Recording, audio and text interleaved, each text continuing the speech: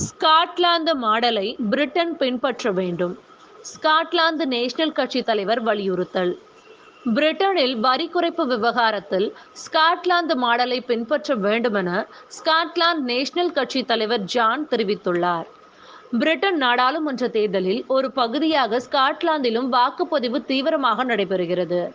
இதை ஒட்டி மும்முரமாக பிரச்சாரம் மேற்கொண்டு வரும் அவர் இந்த கருத்தை முன்வைத்துள்ளார். ஆட்சிக்கு வந்தால் பொதுமக்களின் கையில் பணப்புழக்கத்தை அதிகரிப்போம். லேபர் கட்சி வாக்குறுதி. பிரிட்டனில் ஆட்சிக்கு வந்தால் பொதுமக்களின் கையில் பணப்புழக்கத்தை அதிகரித்து அவர்களை செல்வந்தர்களாக மாற்றுவோம் என லேபர் கட்சி வாக்குறுதியளித்துள்ளது. அந்த கட்சியின் தலைவர் ஸ்டார்மர் லேபர் கட்சியின் தேர்தல் அறிக்கையை வெளியிட்டு பேசினார். அப்போது பொதுமக்கள் அச்சப்படும் வகையில் புதுவிதமான வரிகள் எதுவும் அறிவிக்கப்படாது என்று அவர் உறுதியளித்துள்ளார். உக்ரைனில் ரஷ்யா தாக்குதலில் 9 பேர் பலி.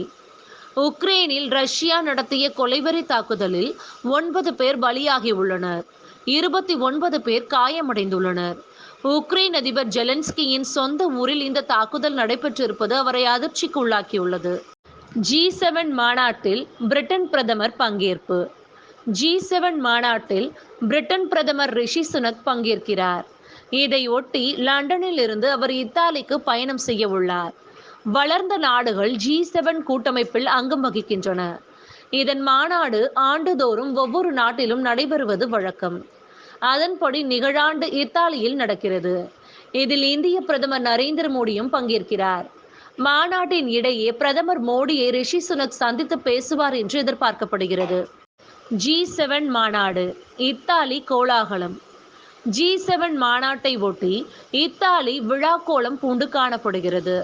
சர்வதேச நாடுகளின் தலைவர்கள் இத்தாலிக்கு வர உள்ளதால் அவர்களை வரவேற்கும் விதமாக ஆங்காங்கே தோரணங்கள் கட்டப்பட்டுள்ளன. ஹோட்டல் அறைகளும் பாதுகாப்பு படை வீரர்களால் நிரம்பி வழிகின்றன. PPE கிட் வாங்கியதில் முறைகேடு, ஒருவர் கைது. PPE கிட் வாங்கியதில் நடைபெற்ற முறைகேடு தொடர்பாக ஒருவரை போலீசார் கைது செய்தனர். தனியார் நிறுவனம் ஒன்று தளவாட பொருட்கள் வாங்கியதில் முடிவேடு செய்ததாக குற்றச்சாட்டு எழுந்தது. இதற்கு மூளை காரணமாக செயல்பட்ட நபரை போலீசார் கைது செய்துள்ளார்கள். பணக்காரர்களுக்கு கூடுதல் வரி. கிரீன்ஸ் கட்சி வலியுறுத்தல். பணக்காரர்களுக்கு கூடுதல் வரி விதிக்கப்பட வேண்டுமென கிரீன்ஸ் கட்சி வலியுறுத்தியுள்ளது. அந்த கட்சியின் சார்பில் தேர்தல் அறிக்கையை அதன் மூத்த தலைவர் வெளியிட்டுள்ளார். அப்போது பேசிய சுகாதார திட்டத்தின் மூலம் நடுத்தர வர்க்கத்தினர் பயன்பெற வேண்டுமென்றால் பணக்காரர்களுக்கு கூடுதல் வரி விதிக்கப்பட வேண்டும் என அவர் ஆலோசனை தெரிவித்துள்ளார். பிரபல பிரெஞ்சு பாடகி மறைவு.